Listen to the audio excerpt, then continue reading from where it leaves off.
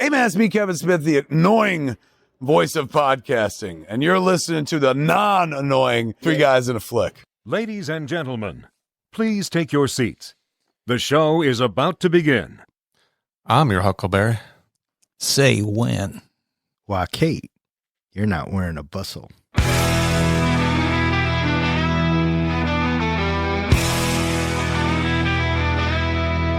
Three guys and a flick with Don, Ken, and John. Dive into the movies well after the dawn. From the good to the bad to the wildly absurd. They give a fuck about films. Their voices are heard. Welcome back. You are listening to Three Guys in a Flick. This is where we review the good, the bad, and the absurd. Tonight's episode, Tombstone. Beware spoilers. Coming to you from the Oriental Saloon in Tombstone, Arizona, my name is Don. And to my right, we have the comic book guy. This is John. Oh, Donnie, I apologize. I forgot you were there. You may go now. And to my left, we have the professor, Ken. Say when. When what? Now?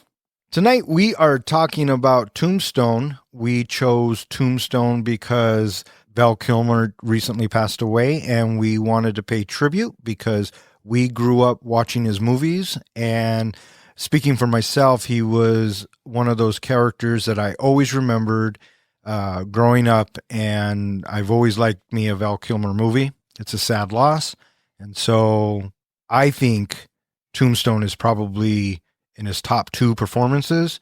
And so what better way to honor him than by doing Tombstone? Before we get into Tombstone, do you have a favorite Val Kilmer movie? Put you on the spot. Probably Tombstone. Professor? Probably Tombstone as well, but close second, Top Gun. Oh, close second for me is Real Genius. Oh, he's so fun in that. Yeah. I was going to go Tombstone and Real Genius. Yeah. Those yeah, are two absolutely. pretty close. And I mean, he's great in almost everything he did, right? Willow wasn't a great movie, but he was a fun character. He was really good in Kiss Kiss Bang Bang. I mean, there's a Heat. Yep. He's not in it a lot, but he's pretty strong on it. You're not naming Batman though. Oh, that's right. He was Batman, wasn't he? With the bad nipples. lucky for him, he is like 5th on my favorite Batman list. So there you go. He's on the list. Yeah, absolutely. Absolutely. Did you know that Adam West played Doc Holliday in a TV show, 3 TV shows in the 1940s, and went on to do Batman? And Val Kilmer did Tombstone and played Doc Holliday and went on to be Batman because Joel Schumacher watched Val Kilmer in Tombstone and said, that's Batman. Wow. Fascinating, right? Fascinating. Did you guys see this in the theater? I am highly confident that I did. I did too. What about you? Never been huge into Westerns, so no, I did not see it in the theater. I think the first time I saw it was when we actually tried to do this, on one of our earliest podcasts. I think it was like our 3rd episode, and it's one of those pods that was so bad it will never see the light of day. Yes, this was our 3rd attempt at a podcast, and I recently went back and listened to it, and yeah, that thing will never see the light of day. Released on December 25th, 1993, Tombstone was directed by George P. Cosmatos, written by Kevin Jarre, and it stars Kurt Russell, Val Kilmer, Michael Behan, Powers Boothe, Robert Burke, Dana Delaney, Sam Elliott, Billy Bob Thornton, Stephen Lang, Joanna Pacula, Bill Paxton, Jason Priestley, Michael Rooker, John Tinney, Billy Zane, Charlton Heston, and a bunch of other cowboys. How'd this movie do, Don? This movie was made for $25 million and brought in $73 million. So not too bad. This comes out in 1993, and Westerns aren't, they haven't been prevalent in a really long time. And it's really not until Dances with Wolves comes out that the trend for Westerns throughout the 90s. And this one actually, this one helps the movement very well, because after this you get things like Maverick and most notably Wyatt Earp, which is more of a Kevin Costner vehicle. Did you guys see Wyatt Earp? I don't think I ever sat down to watch the whole thing. I saw some of it, but I don't think I saw all of it because it was a long watch. I have not seen it either, but I did hear at one point they wanted Kevin Costner for this movie. Yes. And he refused because he wanted to make a Wyatt Earp TV show, like a TV series. And then that TV series got developed into the Wyatt Earp movie. So he ended up making his own Wyatt Earp movie. I will say, out of the two films, I personally prefer Wyatt Earp over Tombstone. Who directed Wyatt Earp? Kevin Reynolds, I believe, which I think they went back in. No. I think it was Lawrence Kasdan. Really? Yes. Yes, I think it's Lawrence Kasdan. And it's twice as long as Tombstone, but I mean, it's much more in depth to Wyatt Earp, the character. I was going to ask what's your favorite Western, but I'm pretty sure this is the only Western you've seen, right? No, he's seen another one. I've seen a few. Okay. And I will say it's the reason probably that I really love this movie is Kurt Russell and Sam Elliott. Val Kilmer's good, but I love me some Kurt Russell. Oh, come on. I mean, anyone who's ever listened to the podcast knows that we gush. Anyway, to answer your question, what is my favorite Western? Yes, sir.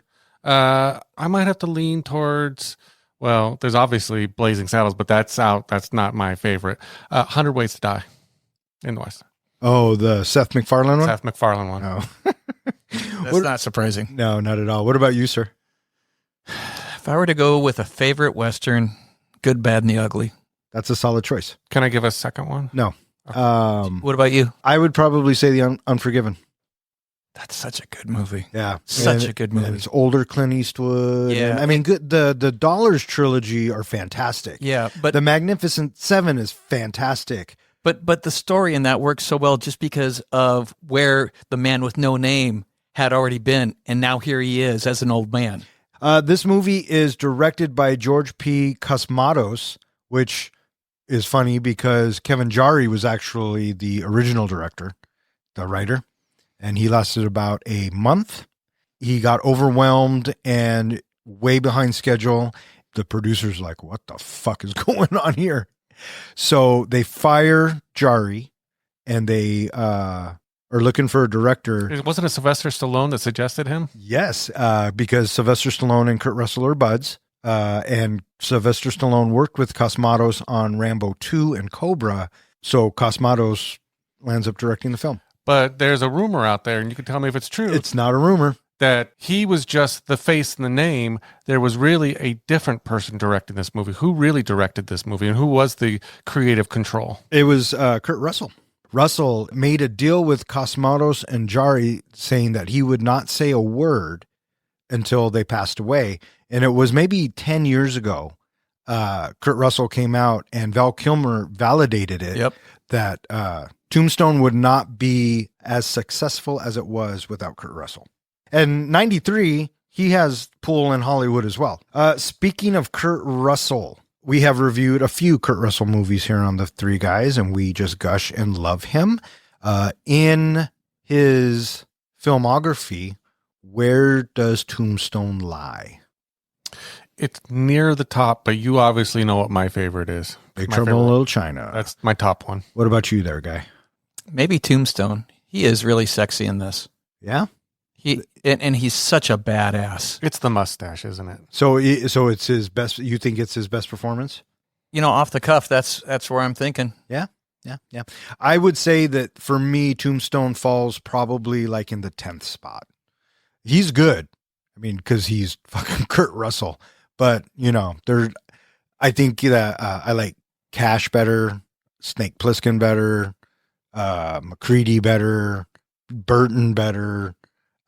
He's played so many great roles, but as Wyatt Earp, I thought he did a great job. I think Kevin Costner did it better, but yeah, he's about 10th in my list.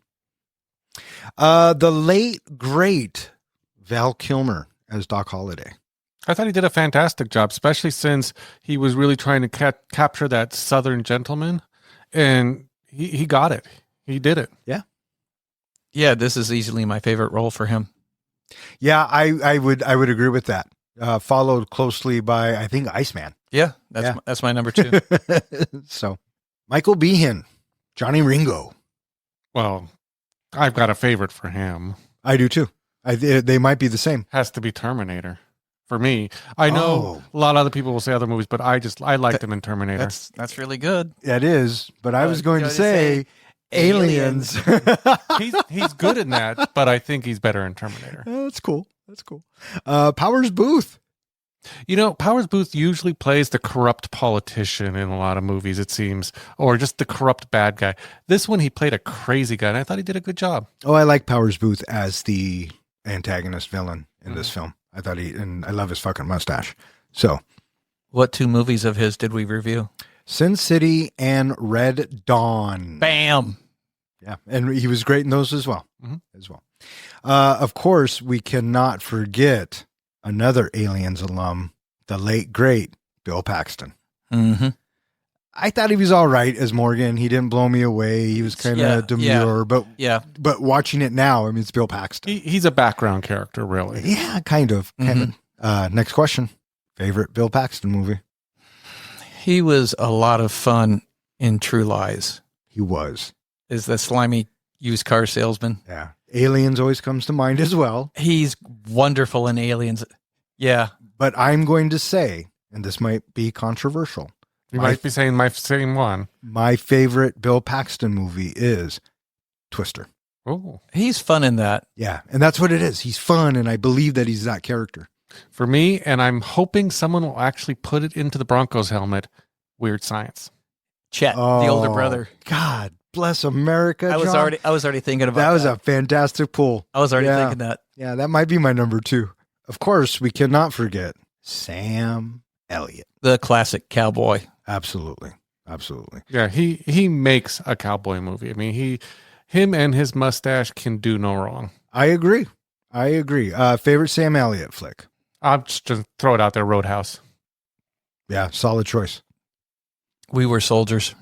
Oh, he's great in We Were Soldiers. Yeah. Tough as nails. Yeah. I'm going to have to say my favorite Sam Elliott role is Tombstone, maybe. He's like number 2 for me. He's fucking solid. Yeah. Right. Yeah. Solid cast. I mean, you have Billy Zane, Michael Rooker, Jason Priestley, Charlton Heston. I mean, so many names. So, and I think this movie was cast very well. Did you know Wyatt Earp's 5th cousin was actually in this movie? Yeah, and he's Billy Claiborne, and I had to go back and look and figure out, because his IMDb picture is way older than he was when he was in the film. I think he's the one that Wyatt hits with the gun when they come pick up Ike at the station. Yeah, that sounds right. He's one. So when Doc is on his 36-hour binge, yes, and Ike's all bent out of shape, you have the 2 brothers, and he's one of the brothers.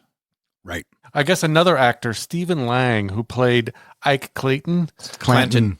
According to the director, he was drunk the whole time they were filming. Yeah, tequila for a 4-month shoot. Now, tequila. Knowing that now and watching the movie, you can see it. He just looks drunk every scene. Oh, yeah. Yeah, I noticed that too. He's probably most famous now for Avatar and Don't Breathe. He's in Don't Breathe. Oh, okay, got it. Looks like I stumped you on some trivia there, bud. For a moment. Speaking of trivia, is it about that time, Ken? Guys, are you ready for a little bit of trivia? I'm your Huckleberry. All right, question number 1.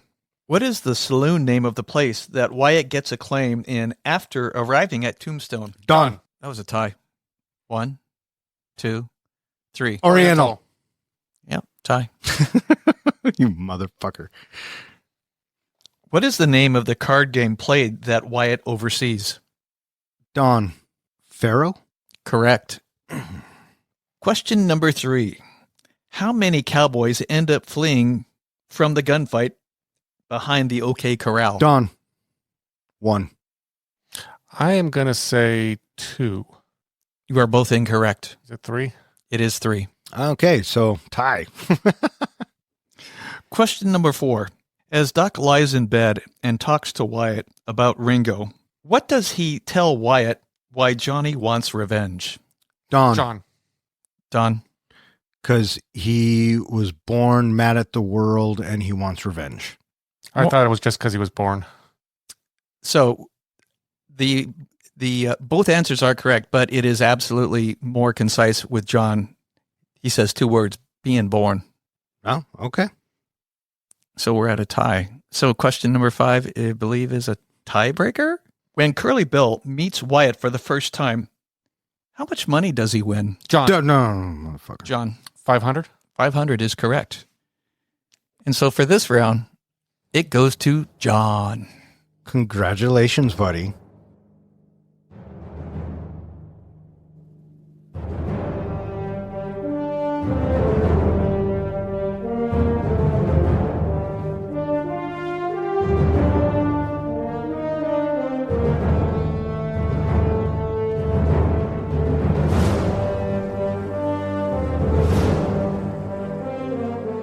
In 1879, a ruthless gang of outlaws known as the Cowboys, identified by their red sashes and led by Curly Bill Brocious, massacre Mexican lawmen in revenge for the deaths of 2 gang members.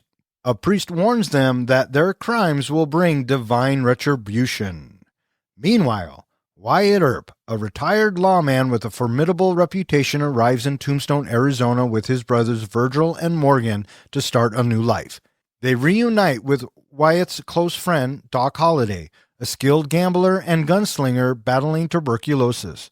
The Earp brothers invest in a saloon and encounter rising tensions with the Cowboys. Wyatt's common-law wife, Maddie Blaylock, battles laudanum addiction, while a touring actress, Josephine Marcus, catches Wyatt's eye. So this movie opens up with some old-timey photos, and we kind of get a rundown, A narrative. by one Robert Mitchum, and it kind of just paints the picture for us. We are in 1879. The Cowboys are the first, what did he call them? Like organized crime. Yeah, the first instance of organized crime in I figure America. it was like the Blood and the Crips kind of thing. I think they were thinking more like the mob. Yeah. Okay. The yeah. mob, yeah, that'll work. Yeah.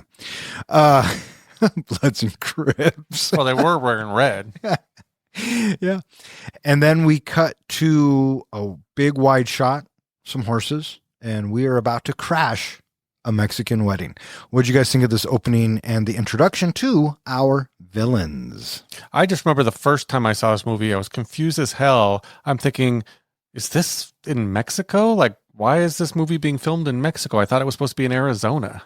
I thought it was fun, because we get to see just how cold Curly Bill and Johnny Ringo are after the fact, and to have Johnny so quickly, shoot the priest. Holy moly! Yeah. Yeah, at first I thought when everything was going on, Johnny Ringo was kind of turning up his nose to it, like, why are you doing this? Why are you doing this? And then he shoots the priest. It's like, okay, now we know these are some bad guys. Yeah. And moments before we see the bride being hauled inside, she's not going to be shot right away. No, but we heard the gunshots, which I think as an audience member made me feel a little bit better. A little. Yeah. Yeah. And we're introduced to the fucking bad guys. They are bad. Yeah, they kill all those people and then go eat their And then food. they eat their food. Yeah. Dicks. But it does tell us right away that Curly Bill kind of just doesn't care, but he's the leader and you will follow him. And Johnny is a loyal number 2 and he's educated because he speaks Spanish at least.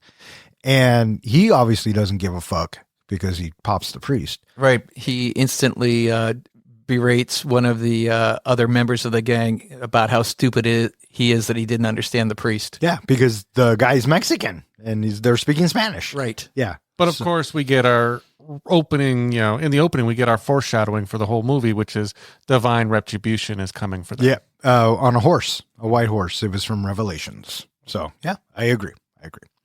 Cut to a train station, and we are introduced to the man. What'd you think of his mustache? Oh, badass. Right? Yeah. Did you know all of the mustaches minus the guy who played Sheriff Bean were real? Those guys grew that shit out. Yeah. It shows. I think I want to do that. I think I want to grow my mustache out like that. I thought about it. Let's do it. And we are introduced to just how tough as nails he is because he sees this guy abusing a horse. And I love it. And he whips the guy, and his line is so perfect. Hurts, don't it? Was that his horse? I was trying to figure out if that was his horse or if that was just a horse. I'm not sure. I don't know if it was his horse or not, but I think it just shows us what kind of character Wyatt Earp is. So, which is funny because I think in real life he was a fucking dick. Oh, he did some bad things, and we'll talk about that later. Well, they all did. Mhm. We'll just say that they all did. Well, my understanding is that this movie it's loosely based on some of the incidents, and in general, there is a lot of this movie that isn't accurate at all. Yeah. They do say regarding Wyatt Earp, this is probably the most historically accurate version, but it's also based off of a lot of his and a lot of Doc Holliday's exaggerations. So at the train station, we end up meeting the brothers. They show up as well, and it's a happy little reunion. And you get that little, let's take a mental picture of ourselves in the reflection of the train station window. You know what I've noticed about this whole scene is how clean that train station is. Totally. It didn't look like a Western station at all. I mean, Hollywood Westerns, right? Yeah. I thought it was interesting. I tried to do a little research on Wyatt Earp. I didn't realize he had like 7 or 8 siblings. He had 8 siblings. There were 9 total. And this movie leaves out 2 of his brothers. Yeah. James, who was actually married to a prostitute and worked at a brothel, but was injured in the war and was actually in Tombstone, but he didn't do anything. He was at home. And then their little brother, Warren, comes to Tombstone after Morgan gets killed to take him back to California. Well, Warren actually also joins in the when they go off and kill all the cowboys, he joins in on that. Yeah, after Morgan dies, he comes to Tombstone. You said to bring back Morgan. I'm saying he actually Oh, no, stayed. you're right. That was his intent, was to bring Morgan home. Yeah. But he tells Wyatt, I'm going to go with you. Yeah. Because you're right, he does. Absolutely. And then from there, We cut to Doc, and he is doing a little bit of gambling. did you notice who the guy he's gambling against, who he was? He looked like the one of the sheriffs that asked Wyatt on the train station platform earlier. No, that's Frank Stallone. That's Sylvester Stallone's Yes. brother. Yes. I love this scene. I love this introduction and just everything about it. That's a crazy amount of money that was on the pot in the middle. I know. Crazy amount. Yeah. You know, Ed, if I thought you weren't my friend, I just don't think I could bear it. And I love when he takes out his guns, puts them on the table and says, there, now we can be friends again. So wonderful. Yeah. So after they rob the place, then they decide, you know what, let's not worry about the luggage, and they head out. And then from there we meet the Earps, and they are traveling to Tombstone, and they arrive in Tombstone. And immediately Sheriff Bean comes up and introduces himself. I love how throughout like this beginning parts, everyone is asking Wyatt Earp, like they ask him, and he's like, nope, I'm retired. Nope, before they even ask the question. Yeah. He's done. He's done being a lawman. Then we meet Fred White, the town marshal, and he kind of sort of gives us a little 30-second rundown, the elevator speech, if you will, about this is Tombstone. Right. He's asking about the town, and Fred White's like, this, that, and the other, but saloons, that's where the money's at. And this place over here, the Oriental's a really nice place, but it's got bad element. Yeah, it's a shithole. Yeah. And so Wyatt moseys on in, and then he starts talking to the bartender. And this is where we get Billy Bob Thornton. Do you know he improv'd all of his lines? Oh, really? Yeah. Good for him. Yeah. All of that's improv. And I thought it was great, And again, we get the toughness of one Wyatt Earp. How many times did Wyatt Earp slap him? 3 times. 3 times. Good call. Are you going to do something? Or are you going to stand there and bleed? And then right after he kicks him out, Wyatt, he just casually turns to Milt and he says, what do you say, Milt? 25% of the house takes sound about right? And now they have a stake in the game at the Oriental. I love the part where they go out and they're talking outside the Oriental about, Wyatt's saying we now have a stake and everything. And you see Doc get introduced. And in the background, Well, actually, no, we have Johnny first. Doc is introduced by him yelling Johnny's name. Why, Johnny Tyler! You madcap. Doc? I didn't know you was back in town. And Johnny Tyler figures out that this is fucking Wyatt Earp, right? And he's the man. He's got a reputation. I like how Leave the rifle. Yeah. And then he goes to hand it to him. And Wyatt's like, I said, leave it. And he does what he does. And I like how Johnny thanks him. But what's precious is what is right before with Doc when he's like, "Oh, Johnny, I apologize. I forgot you were there. You may go now." Oh, classic line. So good. And so they're standing there talking, and then Wyatt thinks it's funny to embarrass Doc probably because he calls Sheriff Bean over. And he says, "Oh, Sheriff Bean, do you know Doc Holliday?" And they have this little banter back and forth, and then all of a sudden some actions happen. Right. And, I was thinking we could get a race dog track here. They're talking about how Tombstone is the next Paris. Right. And they're so sophisticated. And then that shootout spills out into the street. And Doc Holliday's kind of like, oh, so cosmopolitan. He's just calling Bean on his shit, right? But we are introduced to two characters that will come back to play later. And we have, and at this time, we watch Marshall White, and he very amicably disarms the two. They're very cordial towards each other. The two Jacks. Yeah. Yeah. Stagecoach pulls up, and out steps Josephine Marcus. And one Billy Zane. I was more excited about Billy. Yeah, the performers come to town. Mm-hmm. Who we actually got to go to a thing and see Billy Zane. Yes, we did. Convention. And so the sweet music starts, and they are definitely looking at each other, and she's like, I wonder who that tall drink of water is. And we know that, I want one. Yeah, totally. Can I talk about the one camera shot as she's looking over there? There's a great camera shot where he and Doc are standing in the street, but you got Wyatt, and he's in the long overcoat, but he's leaning to one side. Yeah. And I just, that's one of those shots that I think of when I think of Tombstone. Him and Wyatt out in the street and how he looks, the way he's leaning. He just looks so cool. Yeah. And I love the outfits in this. Yes. The duster jackets and the cowboy hats. And I want one. So, and I'm glad that you brought up shots, because what I noticed watching it again is they use a lot of forced perspective shots. Yeah. Where you have two subjects in frame and both in focus. Yes. So I think that was Kurt Russell. And so later that night, they are all at the theater. You have everybody. The Cowboys are there. The Earps and Doc are there. The sheriff. It's very ruckus. Yes. I was bummed we didn't get to see the juggler. I love that. And I was thinking, every time they celebrate, they shoot up in the air. That place should not have a ceiling. Well, I was saying to my father, who was watching the movie with me, I bet you that place leaks like a motherfucker. That's exactly what I think every time. It's like, what is that like when one of those deluges shows up, and oh my gosh, that thing's got to be a waterfall. Yeah, I know. Yeah. Since I just brought up my father, I did want to throw out that he did say we finally picked a good movie to review. Oh, well, thanks, Rick. He really liked this one. Good. I'm glad. Had you seen it before? He thought he had, but he had not. Sure. At least he didn't remember it. So they're at the show, and Billy Zane comes out and does his St. Crispin speech. Which I was in shock that they were actually liking. They seemed to be a little bit into him. I kind of like that bit about it. I thought they would have just shot him off stage. Yeah, for sure. But no, the Cowboys kind of take a liking to Billy Zane's character, especially Jason Priestley.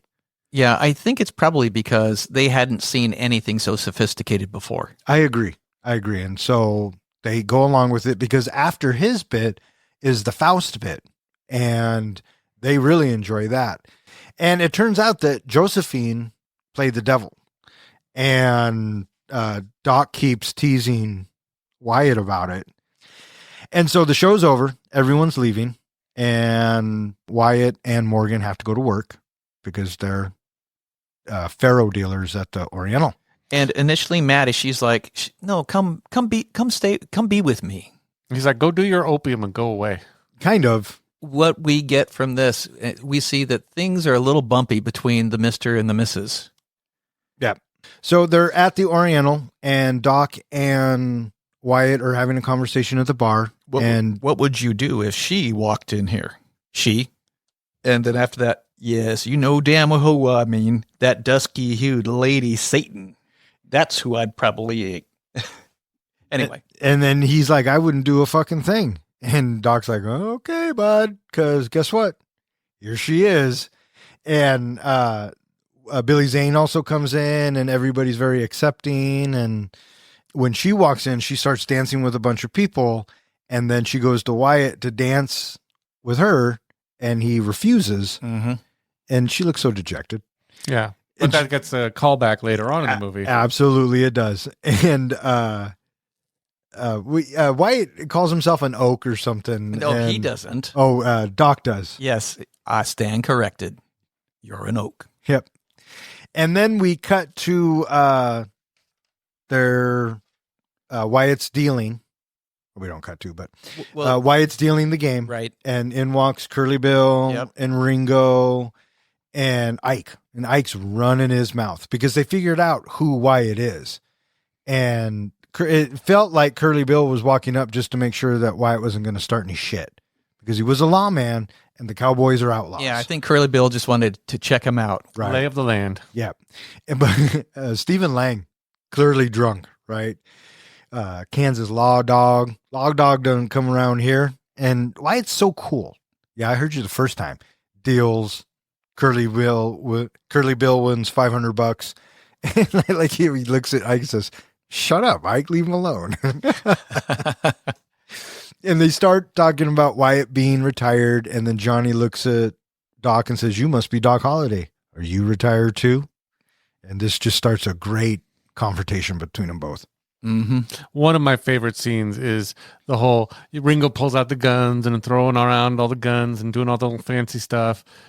And then just the way that Doc Holliday responds to that. With his cup? With his cup. Yeah. Did you know that they all practiced really hard on their gunplay and was really twirling them? Mm-hmm. And actually, Val Kilmer, they say, was the fastest. So, yeah, it showed. Great work. Great work. But it's a wonderful moment for Doc Yeah.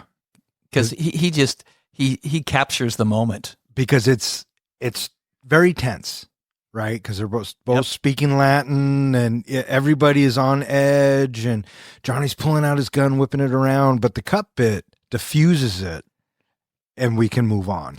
And we, the audience, are subtly amped up that much more in tension when we see what is underneath the table that we have Wyatt resting his hand on. It's so good. His double barrel shotgun. That's tied to the bottom of the table. Yeah. I kind of got the impression here early on, and I thought they did a good job of this, of showing that while Ringo is at odds with Doc Holliday, you can kind of sense he's also in awe of him. It's almost like he wants to be Doc Holliday. Like that's where his goals are. I can see that. I can see that, but I like him, right. But and I also think that there's that huge competition to be the fastest gunslinger in the West, right? So we cut to the next day, and Wyatt's out for a ride, and naturally he's got to run into Josephine, and she does inquire about Wyatt in the bar the night before. Yeah. So we, the audience, are being told she might be a little smitten kitten with him, maybe. Oh, I think her body language and her face tells us that. Well, we, the audience, are certainly told that when the romantic music shows up, when she first locks eyes and he locks eyes with her, then the music is like, okay, here's our love story. Yes. Did you notice how much the director and writer, because we talked about Maddie and her drug addiction. Was it Maddie was his wife, or common law wife? Her drug addiction, and how much they tried to keep her out of the movie so that it didn't seem like Wyatt was being an asshole running around with this other woman. Oh, I never took And it flirting. like that. Like he's, two-timing this other woman. Oh, I never took it like that. I thought I didn't I thought he was two-timing her from the beginning. Okay. Because I mean, it's the West, right? And whatever. So after Josephine and Wyatt run the horses, we cut back to Wyatt. He comes back to the hotel, talking to Maddie And she's high. as a kite. And Wyatt's kind of still on cloud nine about being with Josie all day. And he tells Maddie, "Hey, why don't we get room service and we try to leave? Pack up and go." Let's go." And She shoots him down. yeah, Which is showing us that he wants the life that Josephine can give him versus what Maddie can give him. right.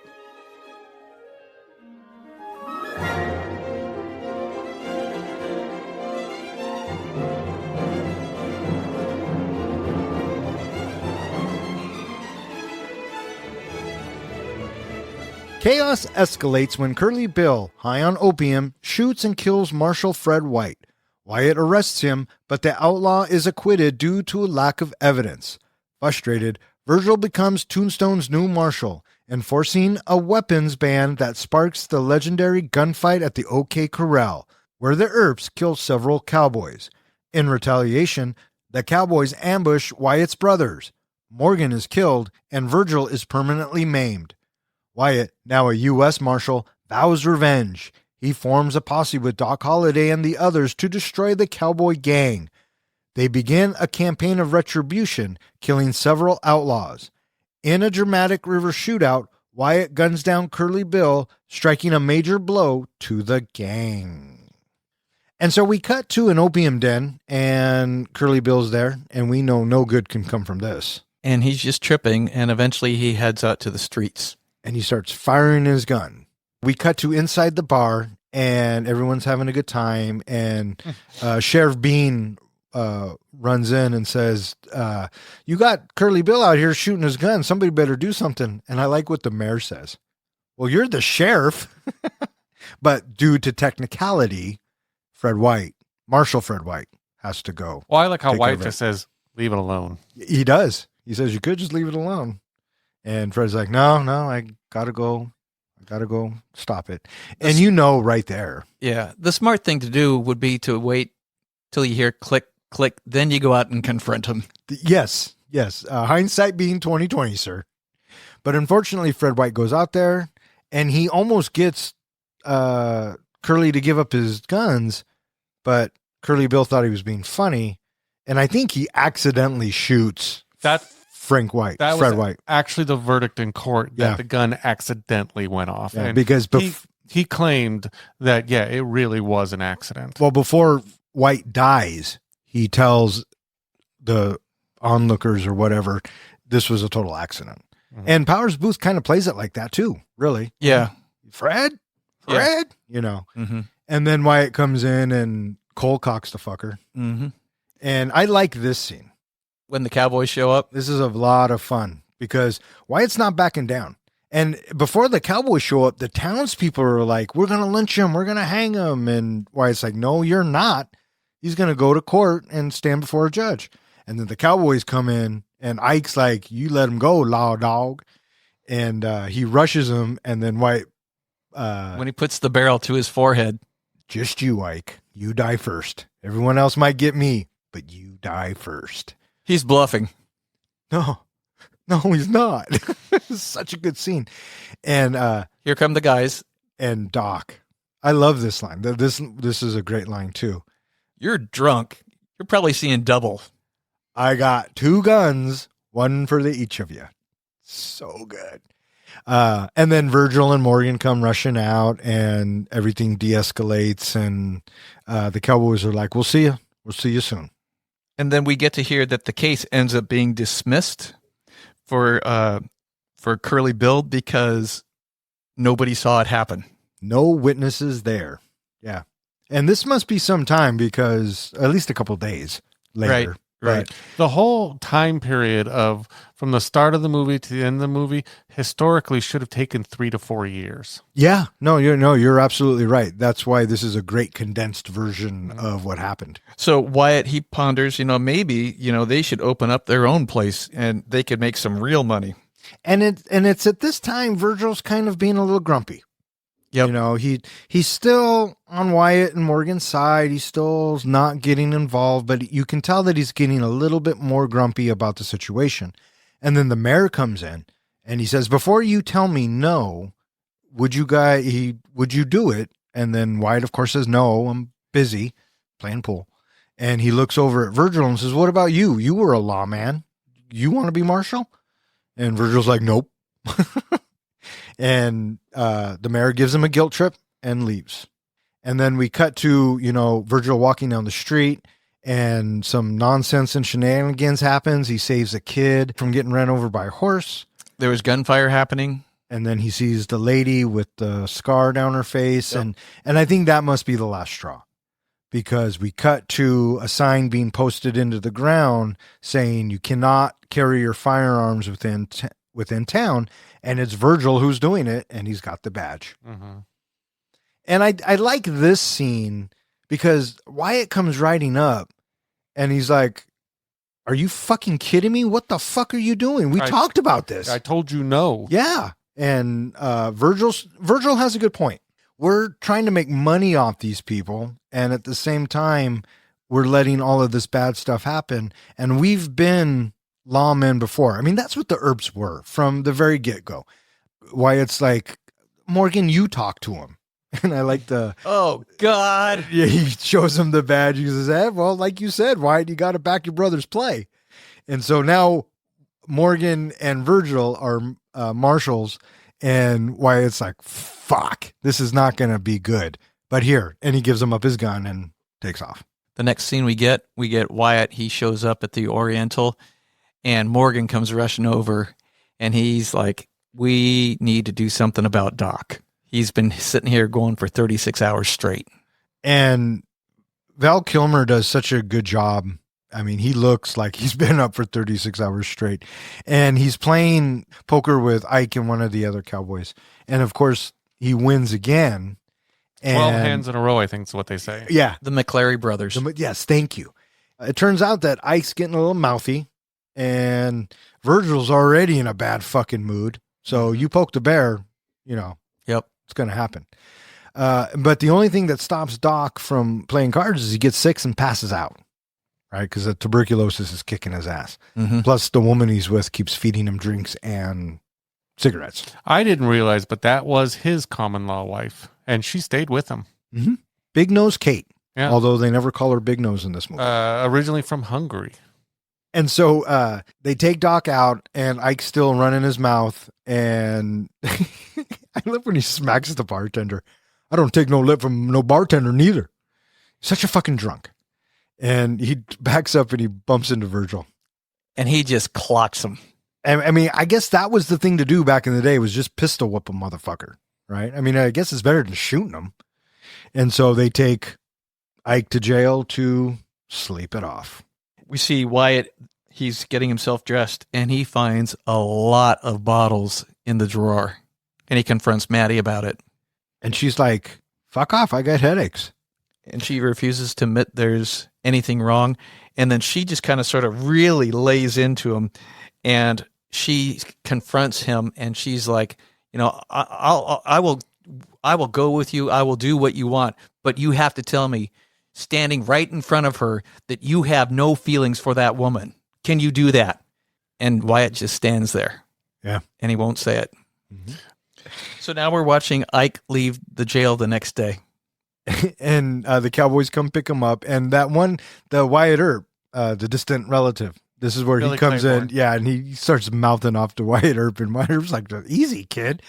And he gets all brave and shows him his gun, and gets cocked with his own gun. You can shove your sorry right up your ass. Yeah. And I just love how Wyatt just immediately grabs his gun and does that. Yeah. So badass. Yeah. He just takes no shit from nobody. The craziest thing about Wyatt Earp, which this is historically accurate, in all the shootouts and everything he was in, he never got shot once in his life. Not a scratch. Isn't that crazy? That is crazy. Yeah. And so as Ike's leaving, he's all kinds of pissed, right? Yeah. And he's all butthurt and offended. And he tells the Earps, "You got to fight. You got a fight coming today." And they take off. And it's something about this line, Wyatt standing talking to his brothers, and yeah, maybe a fight's coming, but just in case, you better swear me in. And it's like he's joining the posse. I like it. the scene where he goes up and gets the special gun. Oh, his long Colt. I guess there's a name for it. My dad told me the name of the gun, and I don't remember what the name It's is. a Peacemaker. No, there was actually, he named the gun. Well, that's what it says on the handle. Yeah. There's something, I can't remember what my dad said. So Oh, Wyatt Earp named it, like We're- Betty or Martha. Or was something. something- Why so- did you say that name? listeners, if you know what the name of the gun is, put it in the comments. I'd love to remember what that name was. Everyone's screaming into their speaker right now. Look it up on the fucking internet, dork. Or I could just ask my dad again. I like that. Yeah, let's get Rick involved. Bring him on the show. Well, when we do Cisco Kid, which is one of his favorite Westerns, maybe we'll bring him on for that. But he's going to look at you and say, "Can we not swear as much?"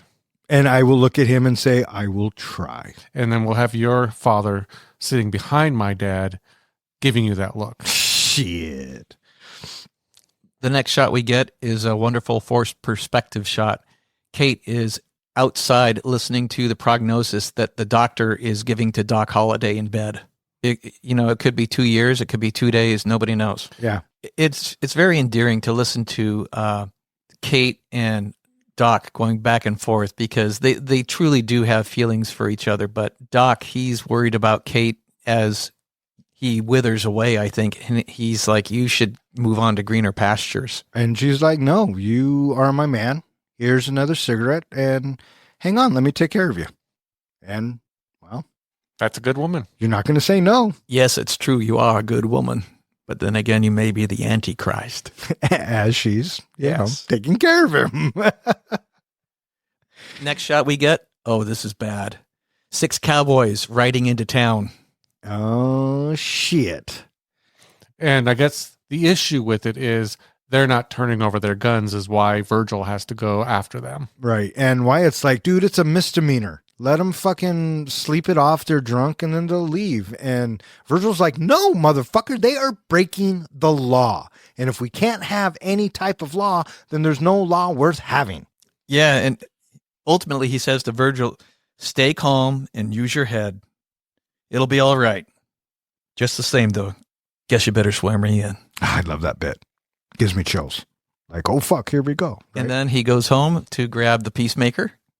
And then they meet in the street. And as they're talking and deciding what to do, Doc walks up. And Wyatt's trying to talk Virgil out of it. and Right? yeah. And here comes Doc. And Wyatt looks at Doc and It's says, not your problem, Doc.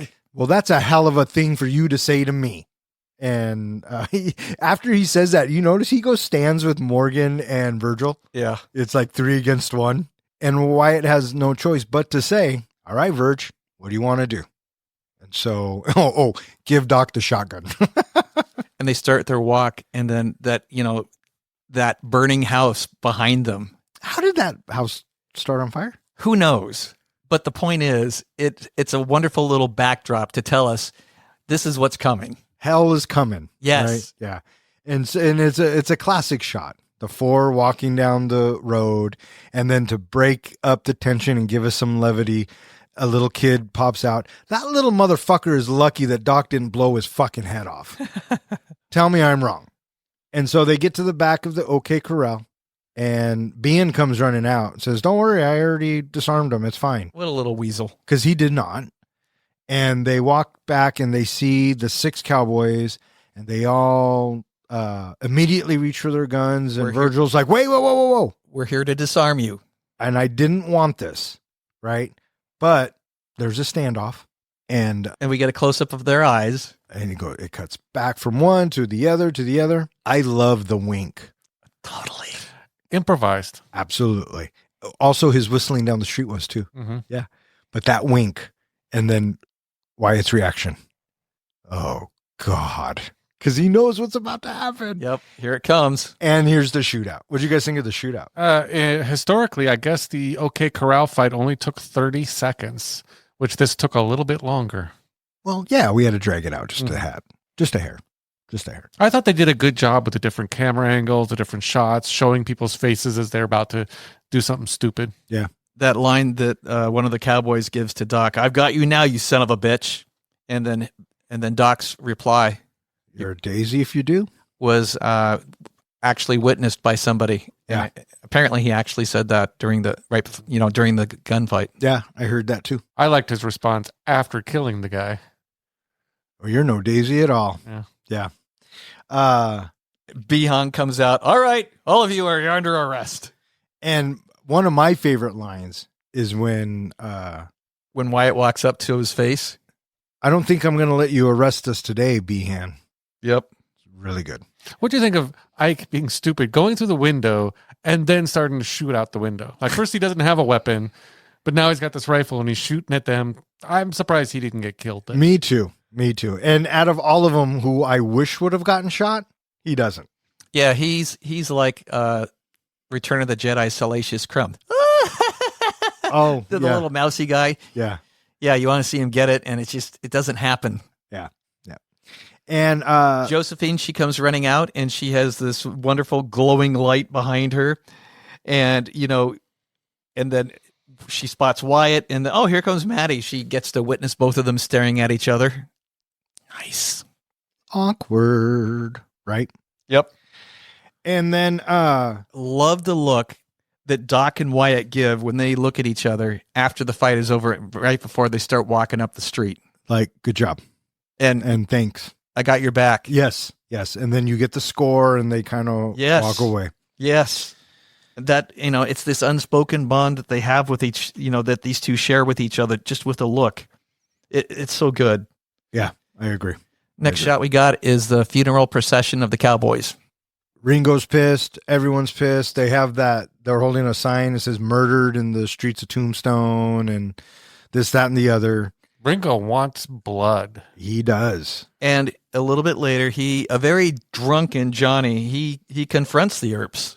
And Wyatt's like, I don't want to fight you, Ringo.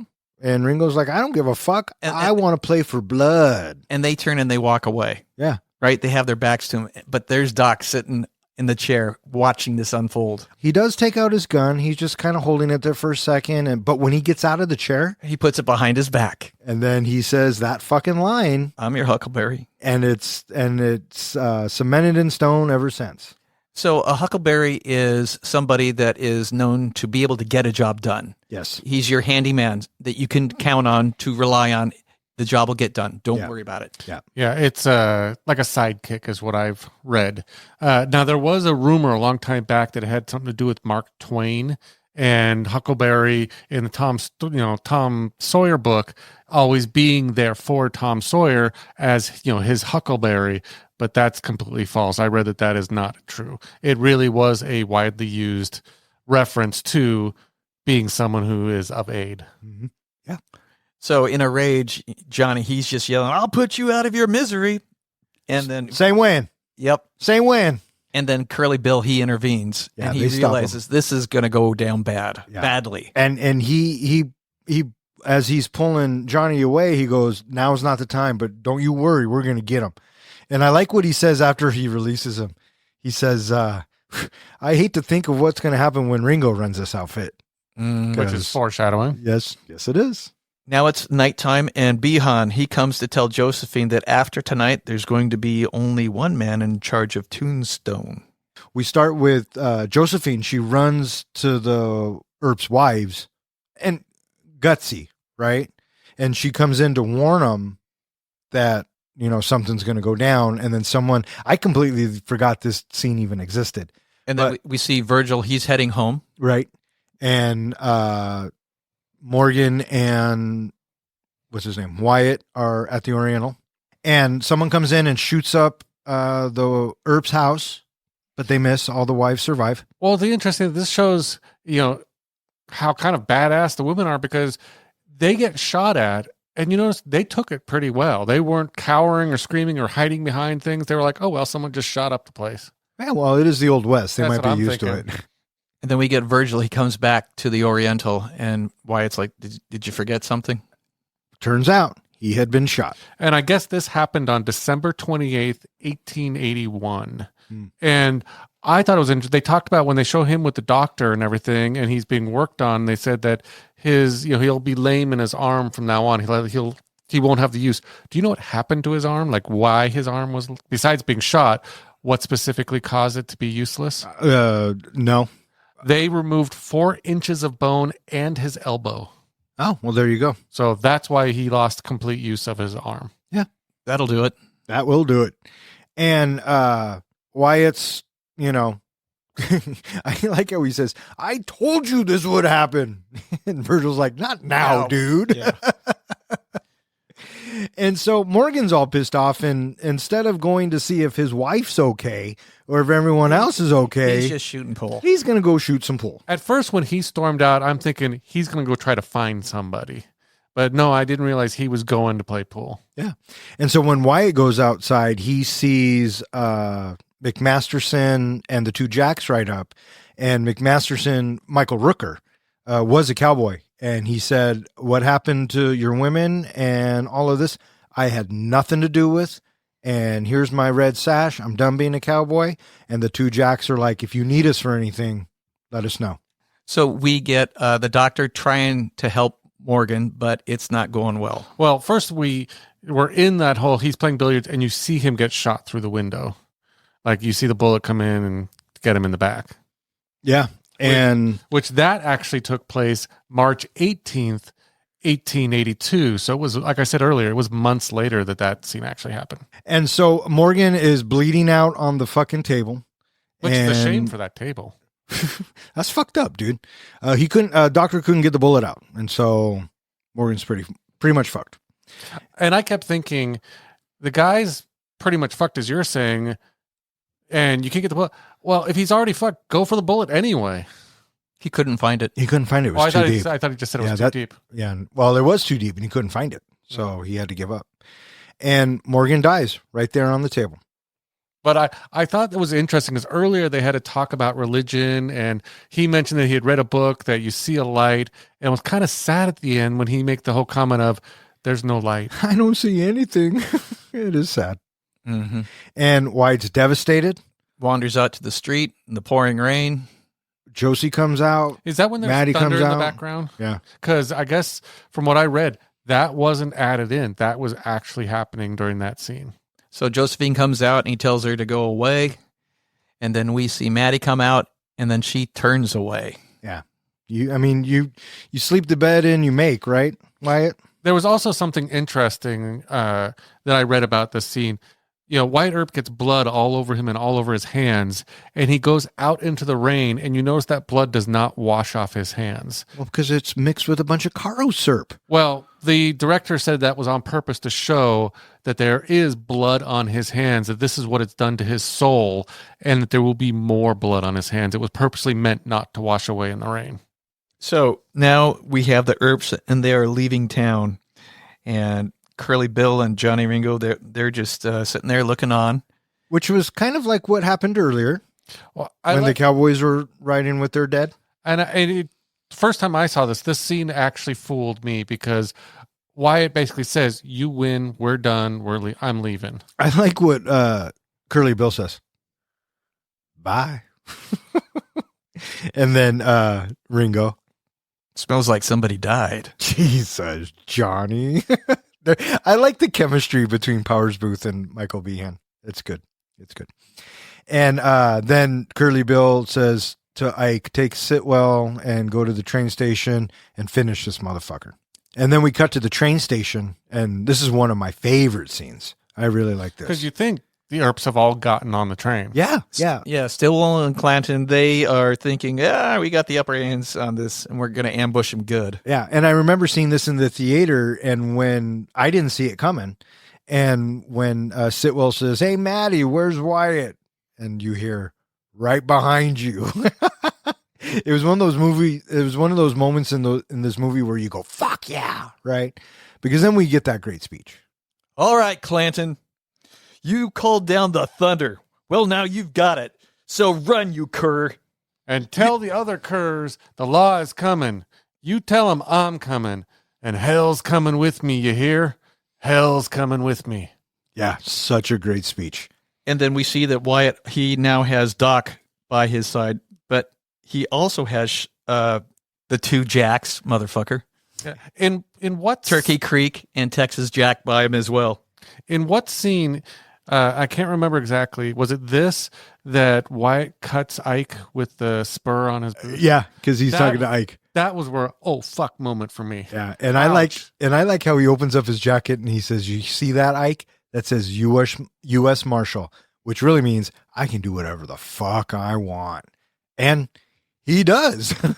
Yeah, which turns out wasn't really okay with the law. He got a few warrants out against him. Oh yeah, for all the killings of the Cowboys. Uh-huh.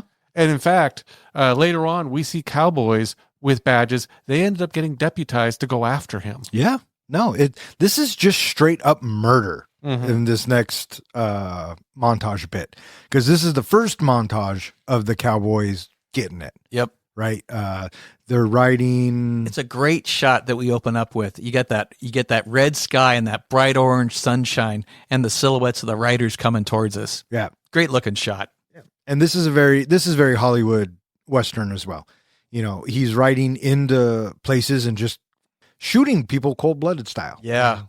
You know, and there's the opium That bit. that was the coldest kill, I thought. You know, you see the high guy and the barrel, he puts his mouth into the barrel, and then the camera follows the barrel, and then we see it's Wyatt, and then we watch him pull the trigger. Well, I love how the guy, when he puts the gun in the guy's mouth, the guy sucks on it like it's a Opium pipe. Yeah.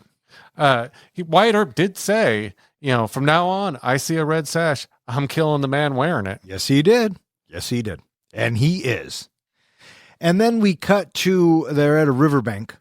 Yeah, this is quite the scene. Yes. And this really happened, I guess. Yeah. So several eyewitnesses testified to that's how pretty much it went down. yeah, they're in this river bend or this ravine, whatever, and they run into Curly Bill.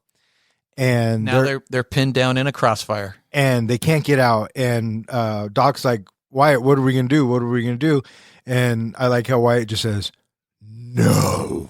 Gets up with his fucking shotgun, wades through the water, and Curly Bill's like, yeah, fuck, let's go. And he starts charging Wyatt and can't hit the motherfucker. That was my thought is he the worst fucking shot in the West, or is he just high on opium? It might be a little bit of both because he misses Wyatt altogether. And then Wyatt just walks up with the double barrel shotgun and just fucking unloads. No more Curly Bill. And then the rest rush up and Gunfiring ensues.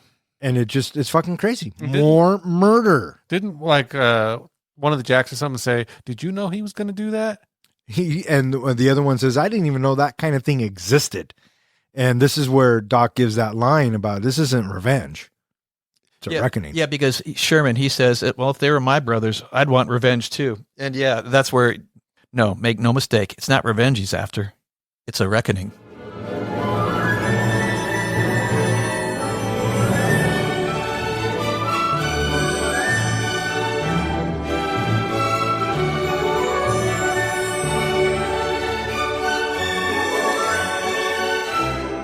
With Curly Bill dead, leadership passes to the cold-blooded Johnny Ringo, who challenges Wyatt to a final showdown.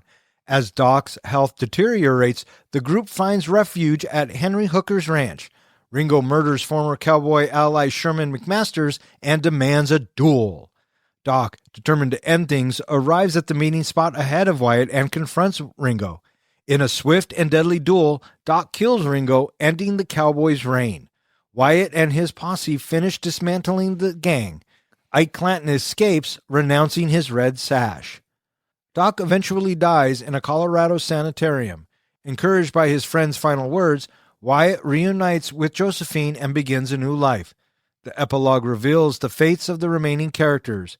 Maddie dies in an overdose, Clinton is killed in a robbery attempt, and Virgil moves to California where he continues his law career. Wyatt and Josephine remain together until his death in 1929, honored by old friends of the West. Roll credits. So we see a bunch of writers, and they end up stopping a stagecoach, and it's Sheriff Behan, and inside we've got Josephine, and she's holding a dead Fabian. And this is where Jason Priestley kind of is like, you guys are fucking assholes. You guys suck. And Josephine's like, you guys are all monsters. These two dickheads were trying to take my watch. He tried to stop him, and then they shot him. Yeah, it was your friends who did this. Yeah. And she's like, I don't understand any of this. I just know it's ugly, and you're all ugly, and he was beautiful. Yeah. And Ringo, mind you, is leading the charge at this time. And this is where they have their badges. Yep. Yeah. Was Josephine dating Fabian at any time, or were they? Because I got the impression at one time that they were a couple. No, I never got that. When they get to town and she goes, oh, I want one of the cowboys. And he says, happy hunting. I figured they were just colleagues. That's just how I took it. And so we cut to Wyatt and his posse riding along. But, Doc don't look too good. And he starts tuberculosing it up. And they have to find shelter. They show up to Henry Hooker's ranch looking for a place for Doc to rest. Were you surprised to see Charlton Heston the first time you saw this? Yes. Totally. It took me a sec to realize that's who that was. And I smiled. Such a cowboy, such a man, Charlton Heston. And apparently this footage is the first footage that the original director shot. And this is the only thing left in the film that he did. So anyways, they're at Henry Hooker's place. And the stagecoach shows up. Because the horses need water. And it turns out that Josephine's leaving. But she gets to see Wyatt one more time. Nice coincidence. Yes. But the sparks instantly fly. Absolutely. Yeah. And he says her name, Well, but he can't say anything after that. Well, what he does say is, he says, I'm sorry that and then she immediately says, I forgave you the moment you said it. Yeah. Yeah. And so she leaves, and he doesn't know if he's ever going to see her again. And then we have Sherman. He goes to meet the cowboys, and he talks to Johnny. What do you want to talk to me about? Yep. And he doesn't come back in such a good condition. Comes back dragged. Yes, from the horse. And it turns out that Ringo wants a duel with Wyatt at 7 by the old oak tree in St. Chuquicamata. Well, Oak Grove at the mouth of the Silver Springs Canyon. I knew you were going to have it. That's why I did that. And, Wyatt being full of emotions, like, yeah, I'll fucking be there, motherfucker. And then Johnny tells Ike to take the guys and Creek Johnson and Texas Jack. Uh-huh. And then we cut to Wyatt and Doc talking. Yep, they're having a talk. And this is like the classic, action movie trope of, I can't beat him, can I? Well, no, you can't. Well, at least he's honest. Yeah. Right? Yeah, but, I do like the way Doc responds. Wyatt, he's got a worried look in his eyes, and he explains why. What happened to Curly Bill. There was no time to think about it. I've had a lot of time to think about this. And then he asks the question, and then Doc just, no. Yeah. Yeah. And, but Wyatt's going to face him anyway, because he's got to. Well, he's a man. He's Wyatt Earp. And Doc tells... Before he leaves, Yeah. Doc says, what's it like to wear one of those? Okay, Doc. And so Wyatt gives him his badge. That badge said deputy. No, he deputized him is what he basically did. No, well, the badge itself said deputy, and Wyatt was wearing it. Does that mean Wyatt was a deputy? I thought he was supposed to be a marshal. That's what I thought too, but when he puts it on Ringo, it says deputy. Yeah. So, anyways, moving on. This was a part that I didn't get the first couple times I think I saw it for sure, was I know that Doc was kind of faking just how sick he was, but did he overhear where the meeting was going to be? Because how did he know to get to that exact place before Wyatt got there? Buddy, I am with you, and this I just have to chalk up and accept, because Wyatt and the guys leave first, because Charlton Heston says if they come here, they got to go over us to get to him, right? Mm-hmm. But it appears that Doc gets there way earlier. And how does he know? How does he know where to go? Right? I'm with you. We'll chalk it up to movie convenience. Yeah, and this whole scene between Doc and Johnny Ringo is made up for the movie. They don't know how Johnny Ringo died. He did die with a bullet to his temple in front of an oak tree, but it wasn't Wyatt or Doc that killed him. There's always been just rumors and speculation. An interesting thing I read about Michael Biehn for this movie, for the character Johnny Ringo, is he made sure that every scene he was in up until this point, you never see him blink, because he wanted everybody to know that Johnny Ringo is just that good. He's always so sure of himself. He's always steady, except when he confronts Doc Holliday. This is where the first time he blinks in the movie. Huh? I never noticed. Me neither. Yeah. And so, and this is kind of an iconic scene as well. Yeah, but I want to talk about, I think the reason why Doc was able to get there, if you look at how Doc is told where to go, his guys, the three of them, they are already there. And then you have one of the cowboys ride up to tell him where to meet Johnny. And so with that, I'm thinking maybe that gave Doc enough time to get to their location that he probably overheard from somebody, or maybe, who knows, he asked. But how does he get to that last quarter mile bit before that. But to get him there to the general site, I chalked it up to the guys were waiting for one of the cowboys to show up. Oh, maybe. But yeah, let's go to the duel. I do like how Doc brings up the fact of, Ringo says, my fight's not with you kind of thing. And Doc basically says, we never finished what we started back in that saloon. That's right. We never finished that game. We didn't even bring up the line from back then where he's like, should I hate him, honey? And yeah, I think I hate him. Oh, when they first met. Yeah, when they first met. And that whole conversation, well, now he's finishing the argument. Well, the argument is from when he says he's a huckleberry and they want to play for blood. Oh, okay. That was before. But I hear what you're saying. Right. And so as we have Doc walking towards us, Johnny, he thinks it's Wyatt, but it's not until I'm your huckleberry. And that look of fear Yes. on Ringo's face where he's blinking, I guess. And finally he relents and he goes, all right, Holiday, let's fucking do this. And what's great is it's the crazy eyes that we get from Michael Biehn when he's like, all right, let's do this. Yeah. He's got the great little crazy eyes look. It's like, all right. Yeah. Now, I get that in a duel, it's who's the fastest, right? And I get that even drawing your gun crossbody is fast. What I don't understand is, doesn't the long duster you're wearing and the cigarette you're smoking kind of put you at a disadvantage? You'd think. But it looked fucking cool. And they were so close to each other. They really were. And I love the way they just slowly walked around. I loved how Val Kilmer would use his fingertips on the butt of the gun. He would strum his fingers on the gun. Yeah, I loved how because he does that throughout the movie, right? And then so finally he tells Biehn to say when. Notice he never does. He just reaches for a gun, drops the hammer, and boom, fucking shot to the head. And I love the little flip and right back in his holster. Yep. And then it's fucking over, right? And Doc knows it's over. He's telling him to die. Come on, just die. And then we have Wyatt show up, and then I just love it. I'm afraid the strain was more than he could bear.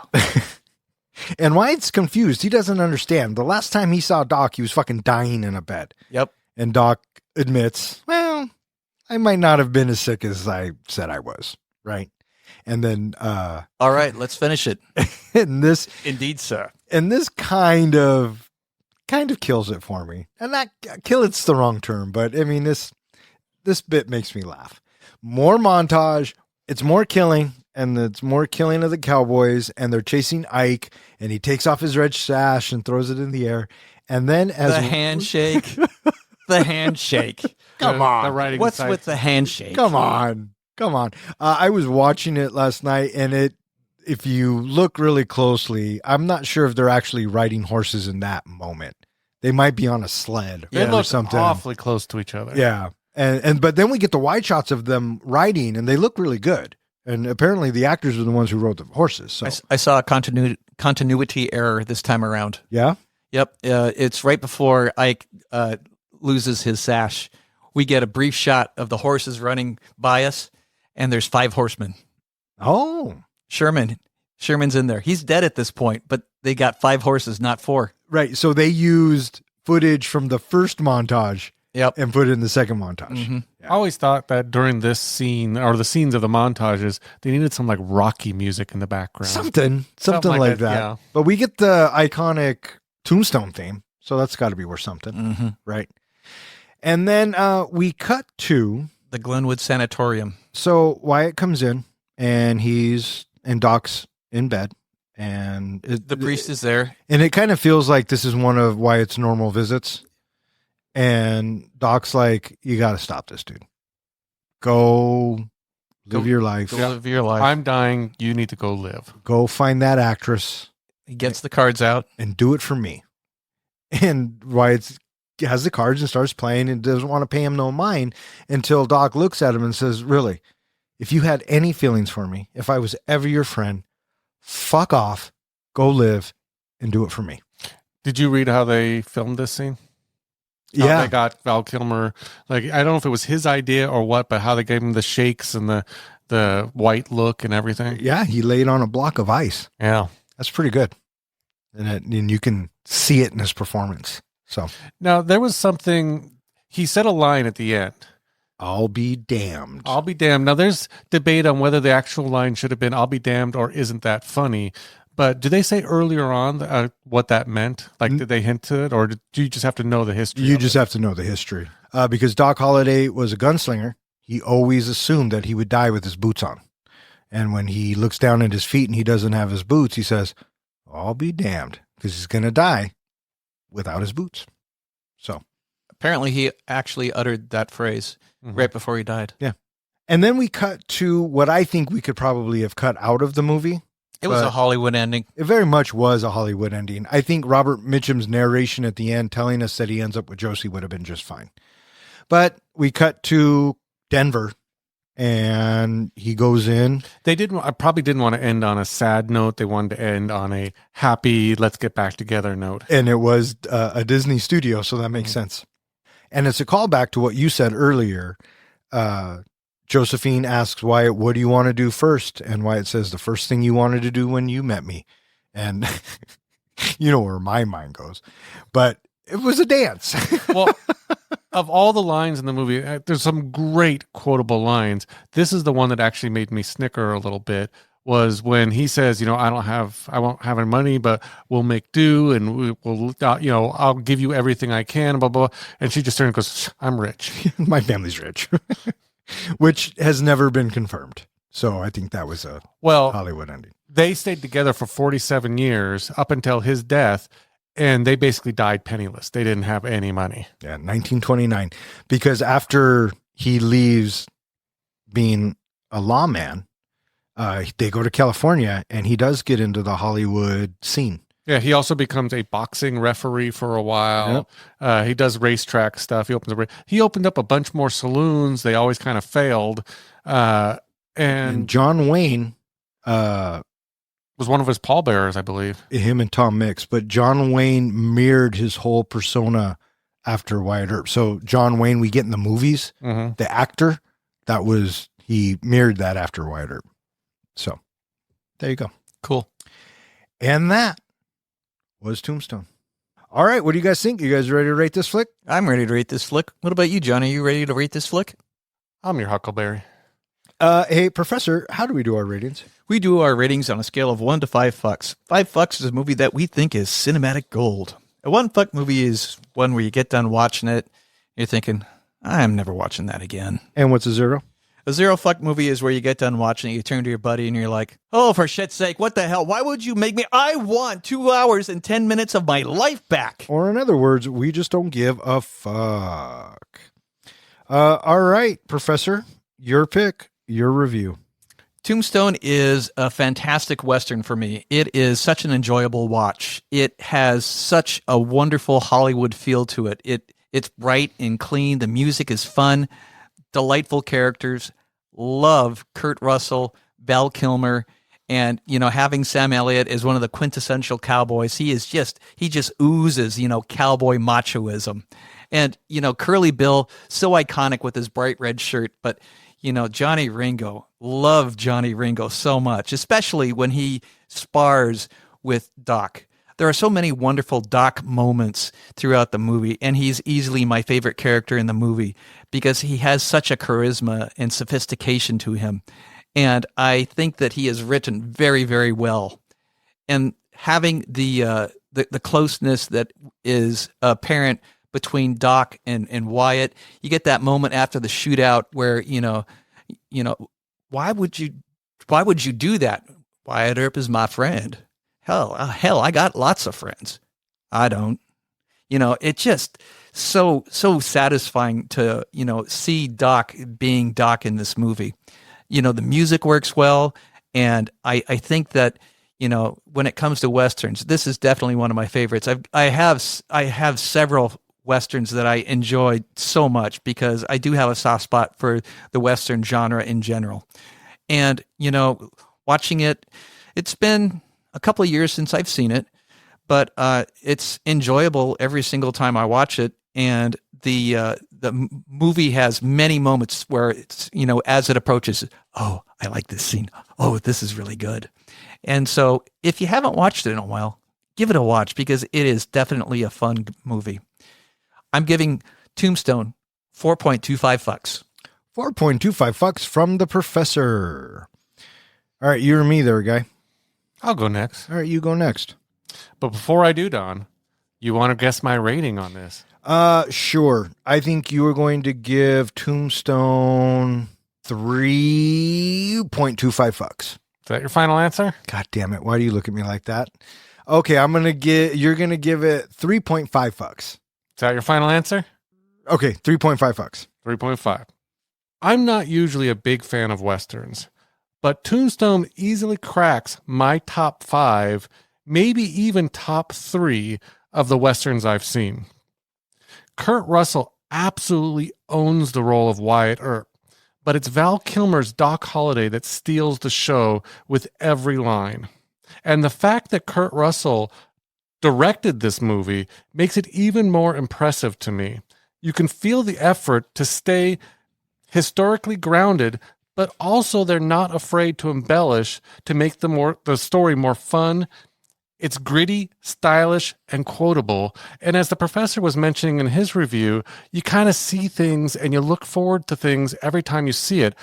I had mentioned that, this is probably the third time I think I've seen it, and it gets better every time I watch it. So it's for those reasons I am giving Tombstone 4 out of 5 fucks. Wow, I did not see that coming at all. I did not either. Well, good for you, comic book guy. That's impressive. I'm growing. Oh. Hey, what did your dad think of the movie? He loved it. He said it was the best one of all, like I said, of all the ones that we've chosen so Yeah, far. he said thank you for picking a good movie, Yeah. right? Yeah. Yep. All right, well, I guess I will go. You go next. Thanks, buddy. Tombstone is a lot of fun. It is very much a Hollywood Western. The cast is spot on. I agree with both of you. Val Kilmer absolutely steals the show. Kurt Russell is solid as Wyatt. The rest of the supporting cast, Sam Elliott, Bill Paxton, Powers Boothe, Michael Biehn, all did a great job. However, I do think that this movie is a tad bit too long with the style that it's presenting. The handshake's a little hokey. I am going to give Tombstone 3.75 fucks. With 4 fucks from the comic book guy, 4.25 fucks from the professor, and 3.75 fucks from myself, that gives Tombstone an average of 4 fucks, which now ties it in the 13th spot with Jojo Rabbit, V for Vendetta, The Iron Giant, Dodgeball, Zombieland, The Thing, Edge of Tomorrow, Clerks 2, and The Batman. It is slightly better than The Nightmare Before Christmas, Arrival, The Descent, Moonrise Kingdom, and The Suicide Squad. It is slightly worse than Violent Night, Clerks 3, The Sandlot, The Fifth Element, Spider-Man No Way Home, Meet the Parents, Big Fish, and Jumanji, Welcome to the Jungle. I would say that's about right. Yeah. I feel like that's a good spot for it. Yeah. Mm-hmm. So, all right. So now let's rate your favorite 5 mustaches In order? in this film. Would you like me to go first? Sure. Why don't you go first? In the number 5 position, I'm putting Johnny Ringo. I just thought he had a good mustache, but he was not the best mustache in this movie. Hence 5. Yeah. Got it. Followed by Powers Boothe. Curly Bill. Curly, I thought it was a good mustache. Val Kilmer, Kurt Russell. Number 1 has to be the mustache man himself, Sam Elliott. Yeah. There you go. There you go. What about you? I didn't pay any attention to mustaches because I've never grown a mustache. I can't grow a mustache. A little bit of mustache envy. But in no particular order, I thought that, Wyatt's looked pretty good. I thought that Doc's looked pretty good, and Virgil looks pretty good. But I thought the one that would probably end up with me, Billy Breckenridge. Jason Priestley's? Yep. Oh, you'd look cute in that one there, Professor. For me, my number 1, without a doubt, I'm with you, bud. Sam Elliott, for sure. My number 2 is Curly Bill. I like the look of it. Number 3, Johnny Ringo. Number 4, Wyatt. And number 5, Doc. So there you go. So regarding when Doc was dying, I thought this was an interesting quote from Wyatt Earp that he said in an interview. I found him a loyal friend and good company. He was a dentist whom necessity made a gambler, a gentleman who disease made a vagabond, a philosopher whom life made a caustic wit, a long, lean blonde fellow, nearly dead with consumption, and at the same time the most skillful gambler and nerviest, speediest, deadliest man with a 6-gun that I ever knew. Oh, well, there you go. All right, that is going to wrap it up for this episode of Three Guys in a Flick. If you would like to know which movie we're going to be reviewing next, please check out the website. Speaking of which, hey, John, where can they find us? They can find us at threeguysinaflick.com, where we post our show notes. All of our podcasts are available, and anything else we feel like putting on that site. There's also a web form on there that you could submit a movie you would like to go into the Bronco helmet to have us review down the road. You can also find us at all of social media, where I've actually started posting on Tuesdays the movie we will be releasing on Thursdays. And you can find us at anywhere that hosts podcasts. And while you're listening to us, give us a comment, give us a like, subscribe, and you can even leave us a comment of a movie you would like us to review next. All right. I just want to say again, rest in peace, Val Kilmer. Thank you for all the years of entertainment and all the great characters. You will never be forgotten, clearly, because, I mean, you were one of a kind. So I also want to thank anyone else who listens and who has submitted a movie. If you keep listening, we'll keep recording. For Three Guys in a Flick, I'm Don. I'm John. And I'm Ken. Thanks for listening. You're a daisy if you do. 3 guys with some mics, yeah, diving into the flicks. We're here for the real talk, no time for the tricks. Don as the captain, steering us right. Kid drops now to shedding light. John with the comics, bringing the hype. From the good, the bad, to the absurd, we break it down, make sure you heard. Passion for the screen, we ride or die about movies. You know we always give a fuck, no lie. When we open. Yes. So what's our... our opening quote doesn't have to be Doc. Well, it's in honor of Val Kilmer. No. Piss on you, Wyatt. I know. Make the face. I think it's funny. You said not too shabby is where you ended. Well, you didn't use the word shabby. Joe. You guys are killing me. I don't know how many times I've been sitting somewhere that you've come up and said, you're sitting in my chair. I don't think I've ever once said that to you, sir. All the time. Do you recall me saying that to him? No. Okay. I recall you smacking me at least once. Smoke that skin wagon and go to work. I don't know. Oh, smack and jerk something there, bud. Yeah, I will. I gotta save that for later. What's your question? And why are we making this longer? What? Apparently that laudium or whatever it's called, Laudum was a common thing that women used for headaches and menstrual cramps back then. Yeah, do you know what laudum is? Opium. Yeah, liquid opium. Mm-hmm. That and real cocaine, Coca-Cola. So, God, what a time to be alive. But if you think about it, if he had never gotten the tuberculosis, he would have never gone to that drier climate. He would have never met Wyatt Earp. They never would have become friends. And had the Titanic never hit the iceberg, Leonardo DiCaprio and Kate Winslet would have lived happily ever after. But if I am in the mood to watch a more Godfather-esque type film, I will watch Wyatt Earp. I think that Wyatt Earp's a better movie. I give Wyatt Earp 4 points. Shit. Wrong movie. Yeah, I know. That gives Tombstone an average. All right, it's that time. What do you got? Well, do you have the one I said earlier? Yes, because I completely stole that. Tombstone, but I'm going to alter it a little bit. You know what I'm going to call it now? Probably what I had written down, but go ahead. Tom's Bone. Tom's Bone. Okay. I had poon boned. I had womb boned. And I had, because I kind of let it slip earlier, I had tomb boner. Ah. What do you got? Tim's Stone Bone. Oh, he incorporates the opium. Did you have any other ones? No, not at all. All right, may all of your days and nights be filled with happiness. All right, fuck up. Good night. With laughter and debates, we hit the sky. So tune in, feel the thrill, catch the vibe. As three guys in a flight, keep the passion alive.